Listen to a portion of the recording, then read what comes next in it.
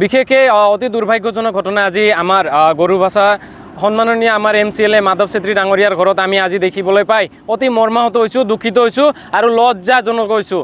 আজি চাওক, আকসু চিৰাং জিলা সমিতিৰ উদ্যোগত আমি এটা ইয়াতে পাব্লিক গেদাৰিঙৰ এটা আয়োজন কৰিছিলোঁ। ইয়াত আমাৰ এটাই মটিভ আছে, আমাৰ মানুহখিনিক জনজাগৰণ কৰা, সেইটোৱে আমাৰ মটিভ। ইয়াত আৰু কোনো ধৰণৰ কাকো আঘাত আনাৰ মটিভ আমাৰ নাছিল।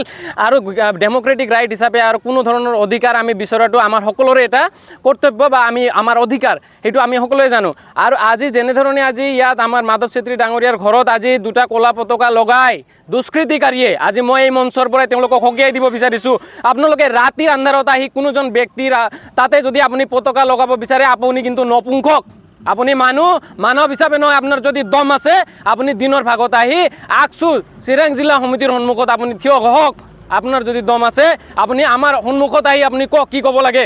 আজি এজন সন্মাননীয় ব্যক্তি, তেওঁ আমাক প্ৰতিনিধিত্ব কৰি আহিছে। আকসু কেন্দ্ৰীয় সমিতিৰ তেওঁ উপসভাপতি আছিল, তেওঁক আমি সন্মান কৰোঁ, তেওঁকে চাই আমি আজি সংগঠন কৰিবলৈ শিকিছোঁ। আৰু এনেকুৱা ধৰণৰ মানুহক যদি আঘাত আনিব বিচাৰে, সেই মানুহজনক কিন্তু আমি বিহিত ব্যৱস্থা ল'ম। আজি চিৰাং জিলা সমিতিৰ ফালৰ পৰা আমি জনাই দিছোঁ আপোনালোকক। আৰু লগতে এটা এজাহাৰ আমি চিৰাং জিলা সমিতিৰ ফালৰ পৰা সেই দুষ্কৃতিকাৰীৰ বিৰুদ্ধে আমি দাখিল কৰিম। লগতে আমি ৰাজহুৱা হিচাপেও সেই ব্যক্তিজনক যিমান সোনকালে পাৰোঁ আমি প্ৰশাসনক সহায় কৰি সেই দুষ্কৃতিকাৰীক আমি আইনী ব্যৱস্থা লোৱাৰ কাৰণে আমি চিৰাং জিলা সমিতিয়ে যত্ন ল'ম। ধন্যবাদ।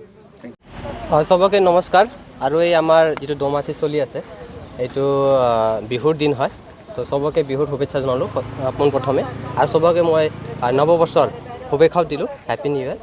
আৰু আজি আমাৰ যিটো এটা দুৰ্ভাগ্যজনক কথা আমি জানিবলৈ পাইছোঁ, দেখিবলৈ পাইছোঁ, কাৰণ আমাৰ একেবাৰে সন্মাননীয় ব্যক্তি আমাৰ MCLA ডাঙৰীয়া, পলিটিকেল ছেক্ৰেটাৰী মাধৱ চন্দ্ৰ চেত্ৰী ডাঙৰীয়াৰ এই যিটো বাসগৃহত গৰুবাচাত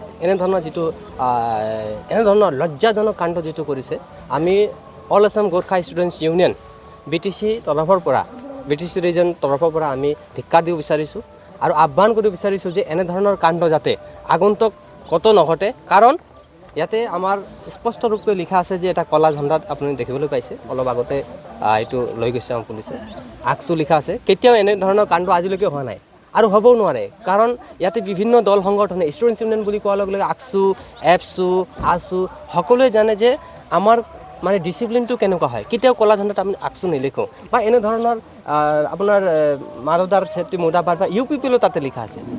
আৰু চাওক, এটা ষ্টুডেণ্টছ ইউনিয়ন হোৱাৰ লগে লগে ছাৰক আমাৰ প্ৰমোদ বড়ো ছাৰ বা আমাৰ মাধৱ ছাৰবিলাকে আগতে এপছু আৰু আকসু কৰি আহা, তেওঁলোকেও জানে কেনেকৈ ডিচিপ্লিন দি আমি চলিব লাগে। আৰু কাৰো এগেইনষ্ট মাতিব লাগে, ডাইৰেক্ট আহি মাতে। আমাৰ ষ্টুডেণ্ট ইউনিয়নৰ আপোনাৰ ইউনিট এপছুৱে হওক, ইউনিট আকসুৱে যিকোনো হওক, যদি ক'ব লাগে আহি ডাইৰেক্ট কয় যে এইটো বেয়া কাম কৰিছে, এইটোক আমি ধিক্কাৰ দিছোঁ। কিন্তু আহি ঘৰত আজিলৈকে তেনেকুৱা হোৱা নাই। আৰু আমি ভাবোঁ যে আকসু কৰ্মকৰ্তাই এইটো কৰিব নোৱাৰে। আৰু যদি বাই চান্স এইটো ক'ব নোৱাৰোঁ কি আমি ভগৱান ঈশ্বৰ নহয় যে আমি জানো যে এইটো নকৰিব বুলি, যদি বাই চান্স এনে ক্ষেত্ৰত যদি কোনোবা আকসু যদি ইনডাইৰেক্টলি লিপ্ত আছে, তেওঁ নিজে নকৰিব পাৰে, কাক বা উচতাই দি কৰিছে যদি, কাৰোবা মানে দোষত কিবা কৰিছে যদি, তেনেক আমি কেতিয়াও ৰেহাই নিদিওঁ, তাৰ বিহিত ব্যৱস্থা কৰিব পাৰোঁ। আৰু আমি অলৰেডি এজাহাৰৰ কাৰণেও আমি চিৰাং জিলাই এজাহাৰ এটাও দিয়াৰ ব্যৱস্থা কৰিছে। আৰু এটা কথা আমি স্পষ্টকৈ ক'ব পাৰোঁ, আমি কিবা অধিকাৰ বিচৰা মানে এইটো নহয় যে কোনো জাতিক মানে জাতিৰ এগেইনষ্টত ক'ব। এতিয়া বড়ো আন্দোলনৰ ক্ষেত্ৰত, বড়োলেণ্ডৰ আন্দোলনৰ ক্ষেত্ৰত জয় বড়ো হাৰণি কোৱাৰ লগে লগে জয় কোৱা গোৰ্খা আছিল, আপোনালোকে এইটো জানে। আৰু এতিয়া বুলি যে আমি UPPL চৰকাৰে যদি গো বেক কৰাৰ কাৰণে আমি তেনেকৈ অহা নাই। কিছুমান ক্ষেত্ৰত অধিকাৰৰ ক্ষেত্ৰত, কিছুমান ক্ষেত্ৰত ক'ব লগাত পৰে এইটো ডেম'ক্ৰেটিক ৰাইটছ।